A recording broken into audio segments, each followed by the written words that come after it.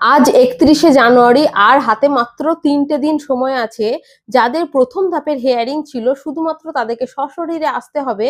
সেই কারণে যাদের এখনো হিয়ারিং হচ্ছে না অথচ তারা বাইরে আছেন বা এখনো দেশে আসতে পারেননি, বা ধরুন আপনার নিজের জায়গায় এসে হিয়ারিং এ উপস্থিত হতে পারেননি, তাদের জন্য আরো একটিবার সুযোগ। সেটা হচ্ছে আপনি যে জায়গায় আছেন সেই জায়গাকার কোনো সরকারি একটি প্রুফ আপনাকে দিতে হবে। যদি আপনি অসুস্থ থাকেন তাহলে সেখানকার ডাক্তারি রিপোর্ট বা প্রেসক্রিপশন আপনাকে দিতে হবে, অথবা যে জায়গায় আপনি কাজ করছেন সেই কাজের জায়গা থেকে কোনো একটা লিখিত দরখাস্ত বা লিখিত কোনো সার্টিফিকেট আপনাকে ফোনের মাধ্যমে বাড়িতে পাঠান, এবং বাড়িতে আপনার সেই কাগজের সঙ্গে আপনার সমস্ত ডকুমেন্টস, তার সঙ্গে একটি লিখিত দরখাস্ত যে ব্যক্তি নিয়ে যাবে সেই ব্যক্তি লিখে দেবেন যে আমার এই ছেলে বা বাবা বা এই ব্যক্তি আসতে পারেননি, তার হয়ে আমি দরখাস্ত নিয়ে এসেছি, ডকুমেন্টস নিয়ে এসেছি তার হিয়ারিং করানোর জন্য।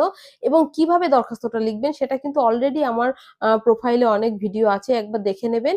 এবং আরো নতুন, নতুন তথ্য পেতে অবশ্যই সঙ্গে থাকুন। ধন্যবাদ।